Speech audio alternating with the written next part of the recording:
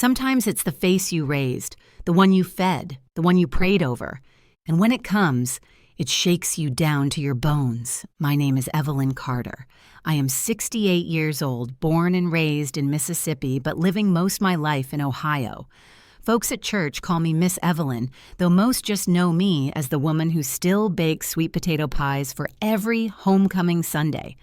I'm a retired nurse, a widow, and the proud owner of a red brick house I worked nearly 40 years to pay off. That house has seen babies carried through the front door, Sunday dinners that filled the kitchen with laughter, and arguments that rattled the walls before being softened by prayer. I don't have many riches in this world, but that house is my crown. It's the place my husband, God rest his soul, and I built our life in.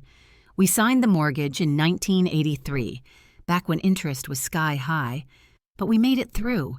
He used to say, "Evelyn, one day we'll sit on this porch with nothing but time and peace." We had a few years of that before his heart gave out, and since then I've been keeping that promise to him. Sitting on that porch most evenings humming an old hymn. My son Marcus grew up inside those walls. He was my first and only child, born after 3 long nights of labor and a lot of bargaining prayers. I worked double shifts, missed sleep, and gave up vacations so he'd have what I didn't. Private school tuition, braces, even a car when he turned 16. My husband used to tease that Marcus had champagne tastes on his mama's nurse's salary, but I always said, if my boy wants the world, I'll find a way to hand him a piece of it. That boy was my joy, but somewhere along the road he started wanting more than I could give. After college, he became a man with nice suits and expensive watches, always chasing the next promotion. I was proud, don't get me wrong, but I noticed something. Every time he visited home, he looked at the house longer than he looked at me. At first, I brushed it off. Children get curious about inheritance, about what comes after. He'd make little comments. "Mama, this place is too big for you now," or "You'd be happier in a condo, less to worry about." I laughed it off, told him, "Baby, I'm happiest right here where the azaleas bloom by my fence." He'd smile, but I caught a tightness in his jaw, the kind a mother notices. One Saturday afternoon, we sat in the living room after a light lunch. The sun came through the lace curtains, making patterns on the carpet. Marcus leaned back in Daddy's old recliner like he owned the place. He said, "Mama, have you ever thought about letting me take over the house? I mean, you could still live here, but it'd be mine. That way things would be simpler when, well, later." I froze. The potato salad bowl was still on the table, and I remember the smell of paprika in the air. I looked at him and tried to read his face. He wasn't joking. His tone was smooth, rehearsed almost, like he'd been waiting for the right moment. I cleared my throat. "Marcus, this house is mine. Your daddy and I worked too hard for it. When the good Lord decides my time, then you'll get what's yours. But until then, I ain't moving and I ain't handing it over." He chuckled, but it wasn't the laugh of my boy. It was a businessman's chuckle. Dismissive, practiced. "Mama, you don't need all this space. You're rattling around in here by yourself. I could put this property to good use. Think about it." Something in me shifted. A coldness crept up my back. For the first time, I felt like my own child was circling me, not with love, but with hunger. That night, I sat at my kitchen table with the lamp casting a warm glow, staring at the photographs on the wall. Marcus's graduation, his wedding, the baby pictures. I pressed my hands together and prayed for strength. I told myself he was just being practical, that maybe I was overreacting. But deep down, I knew a storm was brewing. The next few days, I caught myself walking through the house more slowly, touching the walls, whispering thank yous. Each room held a memory. The den where Daddy watched football every Sunday, the kitchen where cousins crowded in during holidays, the back porch where Marcus once asked me about girls with his shy teenage grin. I thought, this house holds my whole life. How could he see it as just property?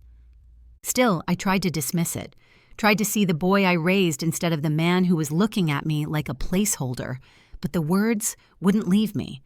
"Mama, let me take over the house." That was the first time I truly felt the edge of betrayal pressing against my skin, though I didn't yet know how sharp it could cut. I don't mind telling you, my life has been nothing but work and prayer. Work with my hands, prayer in my heart. When I married Charles back in '79, we didn't have much more than a set of secondhand furniture and a whole lot of dreams. But we had determination. He worked at the steel plant, and I took night shifts at the hospital. Between us, every dollar went toward that mortgage. We didn't take fancy vacations, but we made a home where the front door was always open to cousins, neighbors, anybody who needed a plate. The house was never just brick and wood. It was a living thing. On Thanksgiving, the kitchen counters groaned under the weight of collard greens, turkey, cornbread dressing, and sweet potato pie. Every Sunday, no matter how tired I was from work, I cooked dinner. That was my way of saying, this family stands together. Marcus grew up in all that love. I used to watch him run across the front yard, little legs pumping, holding his daddy's hand as they tossed a football. At night, he'd climb into bed with a storybook and whisper, "Mama, read it just one more time." I'd read until my eyes stung, because there's no tired like nurse tired, but also no joy like a child's giggle under warm blankets. I can't lie, I spoiled him some. Being our only child, he had a whole lot of our attention. We pushed him to do better than us, and he did. He was smart, sharp with numbers, and ambitious. We sent him to college, then graduate school. That tuition almost broke us, but I believed it was an investment in his future. I still remember mailing those checks and telling myself, this is what mothers do. So when he started climbing the ladder, dressing in fine suits, driving a shiny car, I held my head high. That was my boy. But as he rose, a distance set in between us. He'd call less, visit less. And when he did come around, I could feel him looking at me like I was part of a past he'd outgrown. One Sunday after service, Marcus stopped by. I had just finished frying chicken, the smell still hanging thick in the kitchen.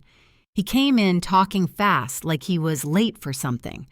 We sat at the table, and I asked him if he was seeing anyone, how work was going. He brushed it off, then leaned forward and said, "Mama, you ought to think about downsizing. All this house is too much. You'd be better off in a nice senior condo with no yard work, no repairs." I paused with the serving spoon still in my hand. "Baby, I don't need no condo. This is my home. Your daddy built the shelves in that den. I planted every rose bush in that yard. This house keeps me company." He sighed and tapped his fingers on the table. "But Mama, be practical. This place could be worth a fortune now. You don't even use half the rooms. It's just you here. Wouldn't it be smarter for me to handle it, get the value out of it, and you live somewhere easier?" That word, smarter, stung, like I hadn't been smart enough to keep a roof over our heads all these years. I set the spoon down slow. "Marcus, I'm not selling my memories. This is where my life is, and I plan to stay.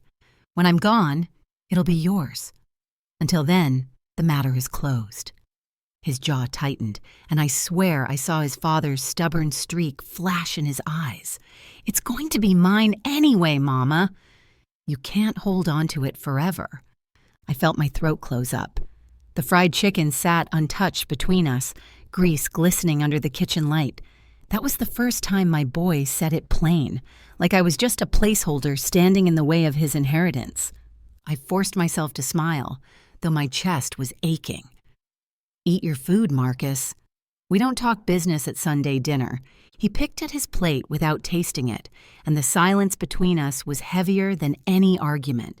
When he left that afternoon, the house felt colder, like his words had seeped into the walls.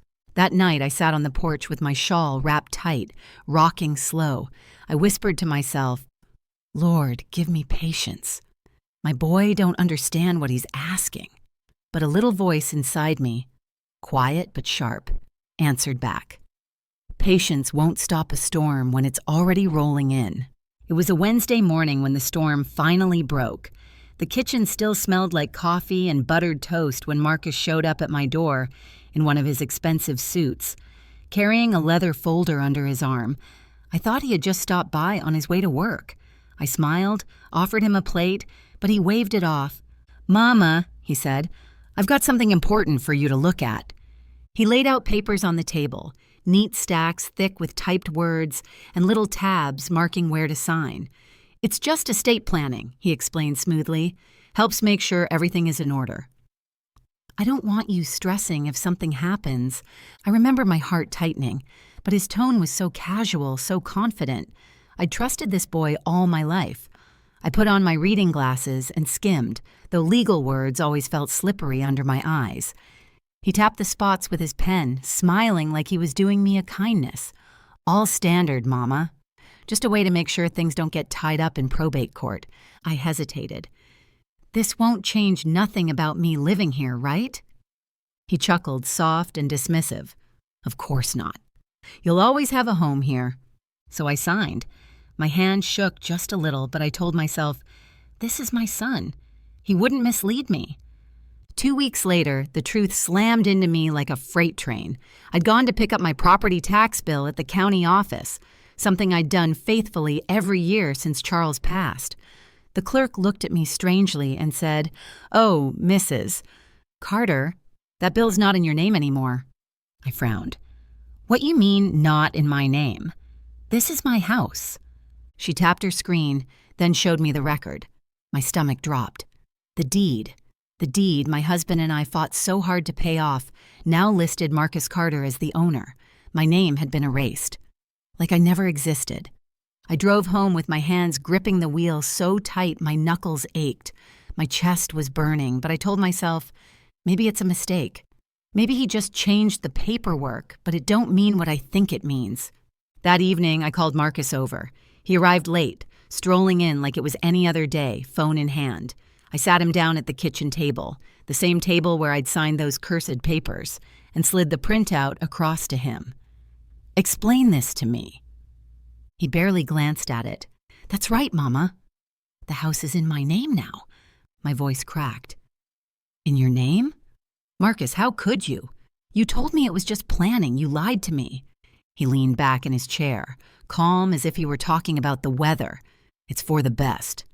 You don't need to be worrying about property or bills anymore. I'll handle it. It's mine now." I felt heat rise in my face. "Yours? Boy, your daddy and I bled for this house. I worked nights, came home with swollen feet and still cooked supper for you, and you think you can just take it?" His eyes hardened. "Mama, don't be dramatic. You're not young anymore. You can't keep up a house this size. I've already got plans to make better use of it. Truth is, you'd be better off finding a small place.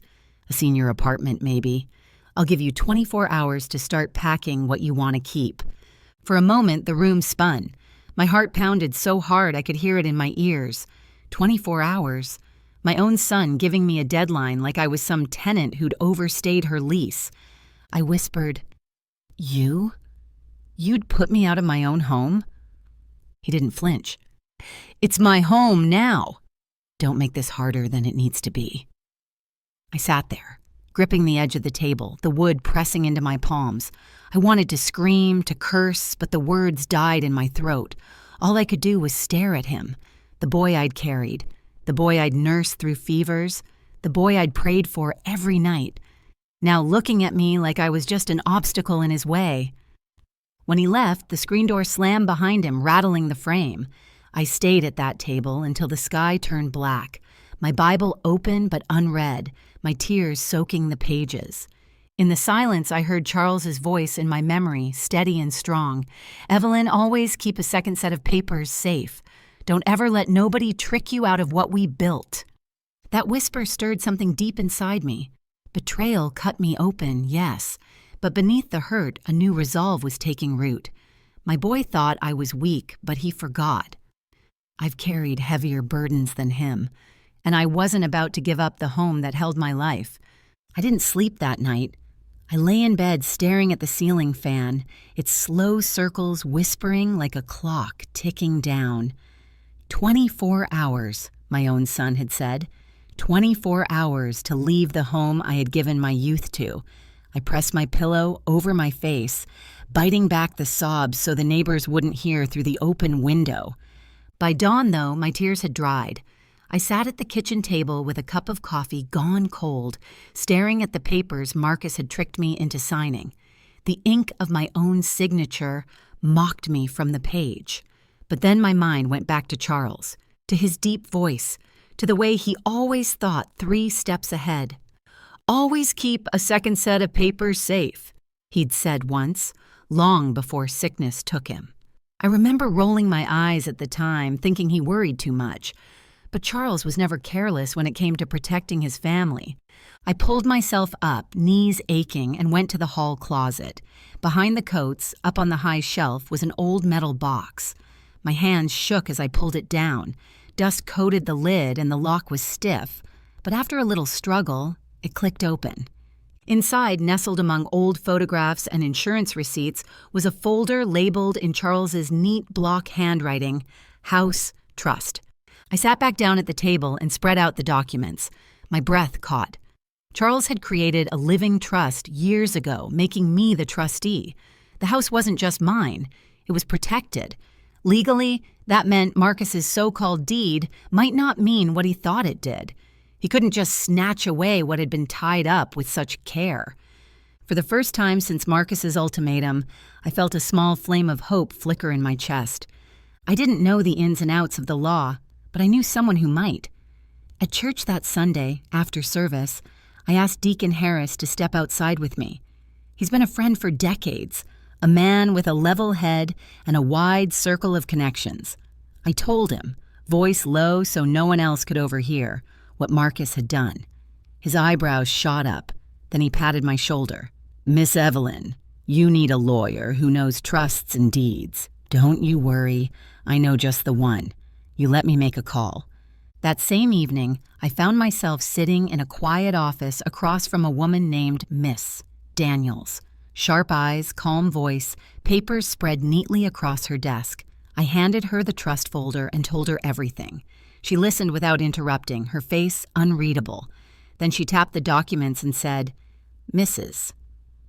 Carter, your husband was a wise man. If this trust is valid, your son has no legal standing to evict you. In fact, he may have committed fraud trying to transfer property that was never truly his to begin with." The weight lifted off my shoulders so fast I had to catch my breath. Fraud. That word rolled heavy in the air. Miss Daniels leaned forward. "Don't confront him again just yet. Let me do some digging. But I promise you, Mrs. Carter, you're not as powerless as he wants you to believe." I walked out of that office taller than I had in weeks. The autumn air bit at my cheeks, but it felt good. Bracing. I wasn't out of danger yet, but the ground beneath me didn't feel like quicksand anymore. That night, Marcus came by again, swaggering in with that same confident smirk. "Have you packed yet?" he asked, his voice like steel wrapped in silk. I stood straighter, my chin high. "No, Marcus. I haven't packed, and I won't be leaving." His eyebrows shot up, then narrowed. "Mama, don't start this again." "I told you!" I cut him off, my voice calm but sharp as glass. "You may think you've outsmarted me, but you're wrong. This house isn't yours, Marcus. And one day soon, you'll regret the way you tried to take it." He laughed. Not a belly laugh, but a dry, mocking sound. "Mama, you don't know how any of this works." "I do? You're bluffing." I met his gaze without blinking. "Try me." For the first time, I saw a flicker of doubt cross his face. Just a flash. But it was enough. When he stormed out, slamming the door so hard the picture frames rattled, I sank into my chair. My hands were trembling, but inside me something had shifted. I wasn't the broken, weeping woman of the night before. I was Evelyn Carter, wife, mother, survivor, and I had a plan. Marcus didn't like being challenged. I could tell by the way he showed up 2 days later, unannounced, his footsteps hard on my porch like a man ready to stake a claim. He didn't knock gentle. He banged, sharp and fast, until I opened the door. "Mama," he said, brushing past me into the living room, "we need to talk." I folded my arms and stood by the doorway, watching him pace like a lawyer in a courtroom. "I told you I'm not leaving this house." He spun to face me, his jaw tight. "You don't understand." I've already been in touch with realtors. They're ready to list the property. There's interest, Mama. Serious buyers. This place is sitting on prime land. You're just standing in the way of progress. My chest ached, but I kept my voice even. Progress don't mean a thing if it costs a family its soul. Your daddy didn't break his back for you to sell this house to strangers like it was some stock investment. His eyes hardened, and he jabbed a finger at me. You're being stubborn. You always were. You don't know the world like I do. It's about making money, about moving forward. You're clinging to the past. I stepped closer, close enough to smell the cologne he'd sprayed heavy on his suit. That past you're talking about is my life, Marcus. These walls carried you when you took your first steps. That backyard held your birthday parties. The past is what raised you into the man you are. Don't you dare call it worthless. For a moment, he looked away. But when his eyes came back to me, they were colder. If you won't move willingly, I'll have to force it. You don't understand. I own this house now. I didn't flinch. You think you do. He narrowed his eyes, searching my face, maybe trying to figure out what I meant, but I kept my expression steady, my words measured. Inside, my heart was pounding like a drum. After he stormed out, I sank onto the couch and let out a long breath. My hands trembled, but I pressed them together, whispering, Lord, be my rock. Don't let me fall. The house felt different after that. Every creak of the floorboards, every gust rattling the windows carried a weight. I walked from room to room, touching the worn banister, the framed photographs, the quilt folded at the foot of my bed.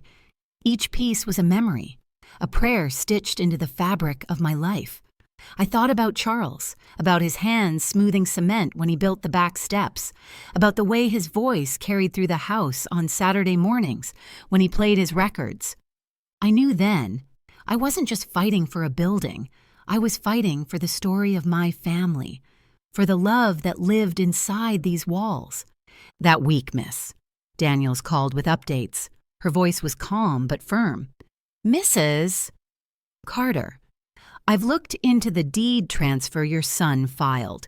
Because the house was placed in trust, his actions are highly questionable. I need a little more time, but it's looking very good for you. I felt a rush of relief, but I didn't let it show when Marcus returned the next weekend. This time, he had a locksmith with him. I blocked the doorway. What's this? Marcus smiled like a man who'd already won. I'm changing the locks. You'll get a key, Mama, but I'll have the master set. That way I can manage things better. The locksmith looked at me nervously, his drill in hand. I raised my chin. You won't be touching my locks. Not today. Not ever. Marcus's smile slipped. Mama, don't make a scene. I stepped out onto the porch, my voice sharp as a whip. You take that drill off my property.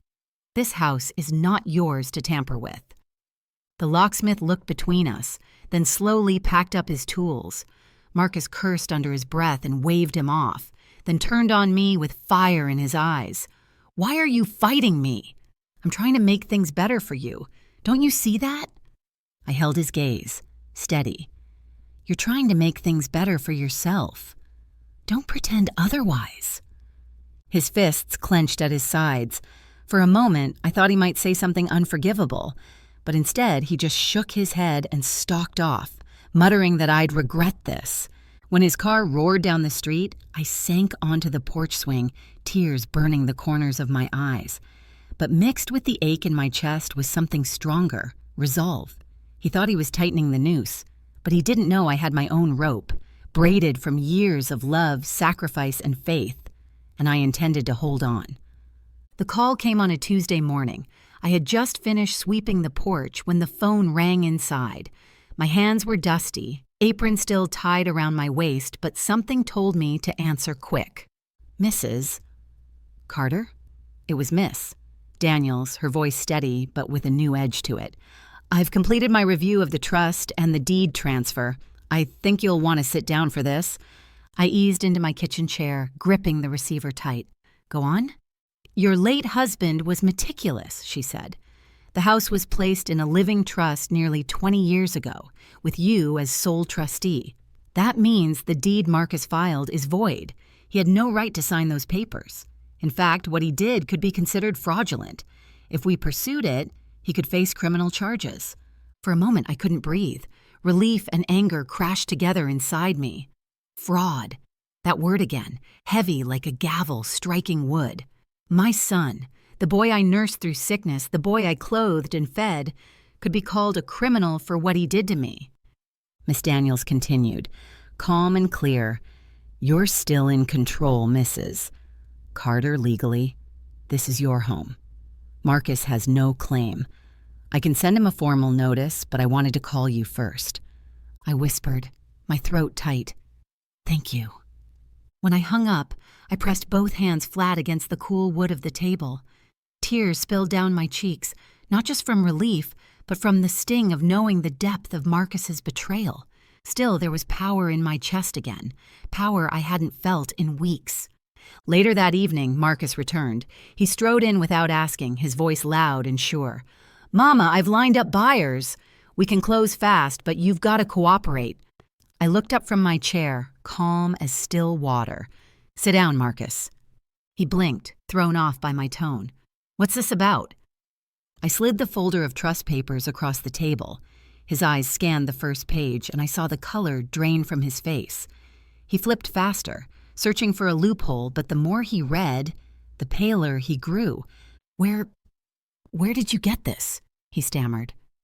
From your father, I said, my voice low but firm. He protected this house long before you ever thought about taking it.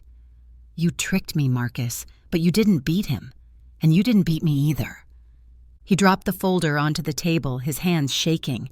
Mama, this can't be right. It is right. The lawyer called this morning. What you did has no standing. In fact, it could land you in real trouble. For the first time, I saw fear flash across his face. Not the kind of fear a child has of discipline, but the kind that comes when a man realizes his schemes have unraveled. His lips trembled. Mama, I didn't mean... I leaned forward, cutting him off. Don't you dare say you didn't mean it. You looked me in the eye and told me I had 24 hours to leave my own home. You brought a locksmith to my door. You meant every bit of it. He buried his face in his hands, then looked up, his expression crumbling. I thought I was helping.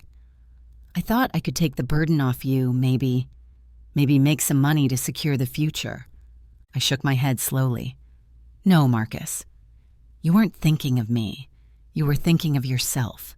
That's the truth you don't want to say out loud. He opened his mouth, then closed it. No words coming. His face had gone pale as milk, sweat glistening on his forehead. The mighty sun in the fine suit looked like a boy again, caught doing wrong. I rose to my feet, straightened my back, and placed my hand flat on the folder. This house is not just mine, Gani. It's my legacy. Your father's blood and my sweat are in these walls. You can't take that away with a pen and a lie. If you want any part of this house when I'm gone, you'll need to learn respect first. The silence that followed was thick, the kind that fills a room like fog.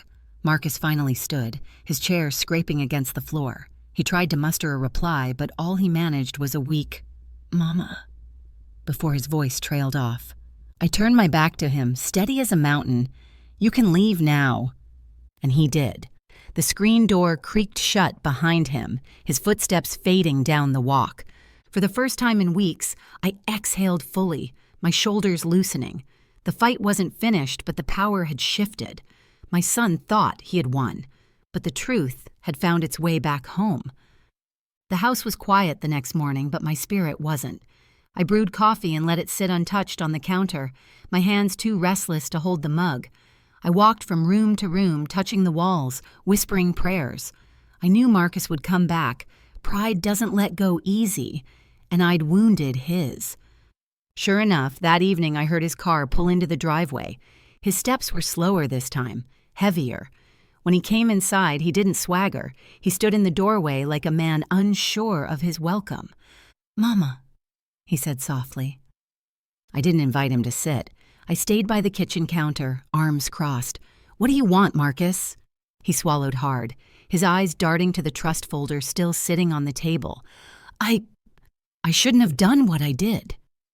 I was thinking about the future, about money, about, I don't know. I thought I was helping. I raised my chin. Helping don't look like betrayal. Helping don't come with 24 hours and a locksmith. His face crumpled and he dropped into a chair, his head in his hands. I messed up. I know I did. But Mama, I was scared. Everything costs so much now. The mortgage on my own house, the bills, the pressure at work. I thought if I could control this house, I'd feel secure. I stared at him, my heart twisting. Fear I could understand, but greed hiding behind fear cut just as deep. You wanted control, I said firmly, not security. You wanted to own what wasn't yours. That's not fear, Marcus. That's selfishness. He lifted his head, his eyes red-rimmed. I'm still your son. I walked closer, my step steady, and placed my hand on the folder. You are. And because of that, I won't let the law fall on you, though it could. But hear me clear. This house is not yours. Not now. Not until I leave this world. And if you ever try something like this again, I'll have no choice but to let the law take its course. He sat back, pale, nodding slowly. He knew I meant it. I straightened. You are not welcome in this house until you can walk through that door with respect in your heart. This is my sanctuary, and I won't have it poisoned by greed. Do you understand? For a long moment, he didn't answer. Then he whispered, Yes, ma'am. Those words, quiet, humble, stripped of all his bravado, cut me deeper than his arrogance ever had. For just a flicker, I saw my boy again, the one who once said, Yes, ma'am, when I told him to clean his room, the one who looked to me for guidance instead of seeing me as an obstacle. But I didn't soften. Some lessons have to be learned the hard way. He rose slowly, his shoulders slumped, and walked to the door. At the threshold, he turned back. I'm sorry, Mama. I nodded, but didn't answer. Apologies are words. I was waiting to see change in actions. When the door closed behind him, I let out a long sigh. My body felt heavy, but my spirit was lighter than it had been in weeks. The next Sunday, I cooked as I always had. Fried chicken, collard greens, cornbread. My granddaughter, little Naomi, came over with her mama. That girl's laughter filled the house like sunlight breaking through clouds. She ran down the hall, her small feet thudding against the wood, and I thought, this is who the house is really for. This is the legacy that matters. I had already spoken with Miss Daniels about updating the trust. Naomi's name would be added, her future secured. Marcus would not be cut out entirely. I couldn't bring myself to do that, but his share would be conditional. Respect and responsibility or nothing. When I laid the food on the table that afternoon, Naomi reached for a piece of cornbread, her little fingers quick. I laughed, swatting her hand gently. The house was alive again, humming with the sound of love, not arguments. I looked around the table, then up toward heaven and whispered, We made it, Charles. Our home is safe. I knew Marcus still had a long road ahead, but that wasn't mine to carry anymore. My burden was lifted. My home was mine, and my legacy was secure. The days that followed felt like a deep breath after a storm. I moved slower, not from age, but from the weight that had been lifted off me. The house seemed to hum differently too, lighter, warmer, as if it had been holding its own breath through the ordeal. Neighbors who had heard bits and pieces of the trouble came by with pound cake and kind words. At church, Sister Johnson squeezed my hand and said, The devil sure tries to get in through family sometimes, but God don't let his children fall. I nodded, knowing how close I had come to falling. I didn't tell everyone the details. Some things are too raw to lay bare, but I held my head high, because I had stood my ground. I hadn't let betrayal take the roof from over me or the legacy from under my granddaughter's feet. Marcus stayed away for a while. Weeks passed, and though the silence stung, I let it be. I wasn't ready to hear excuses. He had to find his own way back, and if he never did, well, that would be his choice, not mine. In the meantime, I made changes. With Miss Daniels' help, I updated the trust papers. Naomi's name was written into the future of this home, the ink fresh but the meaning eternal. I added clauses Marcus would understand when his time came: respect and responsibility, or nothing at all. A house is more than wood and stone. It's a covenant, and I wasn't about to let mine be broken again. One afternoon, I sat on the porch with Naomi beside me. She was busy drawing on the back of an envelope, her little legs swinging under the chair. She looked up and asked, "Grandma, is this our forever house?" I smiled, my chest tightening with both love and pride. "Yes, baby, this is our forever house, and one day it'll be yours." She grinned, satisfied, and went back to her drawing. I watched her, thinking of how quickly childhood turns into adulthood, how quickly innocence turns into choices. I prayed she'd learn the lessons her daddy hadn't yet grasped. A month later, Marcus finally called. His voice was quiet, stripped of its usual confidence. "Mama, can I come by?" I paused, then said, "You can. But understand, when you step through that door, it better be with respect." When he arrived, he didn't come empty-handed. He carried a bouquet of flowers, awkward in his hands, like a boy bringing his first gift. He stood at the threshold until I nodded, then came in. We didn't talk long. He said he was sorry again, but this time he didn't dress it up with excuses. He said he'd been humbled, that he realized how far he had gone wrong. I listened, my heart both guarded and aching. Forgiveness is a slow thing, like bread rising in its own time. I wasn't ready to hand it over completely, but I left the door cracked.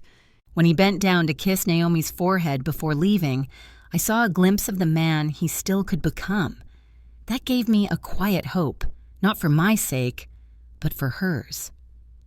Now, when I walk through the house, I run my hand along the walls and whisper to myself, "This is still mine."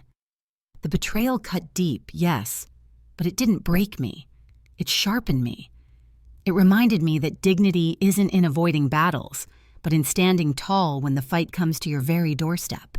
I know the years ahead won't always be easy, but I also know this: I will not be moved. This house will not be stolen. My legacy will not be broken.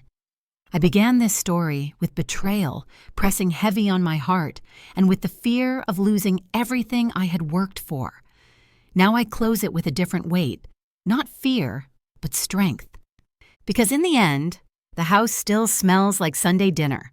My granddaughter's laughter still rings down the hall, and I'm still standing where I belong. He tried to take my home with lies, but the truth stood taller, and so did I.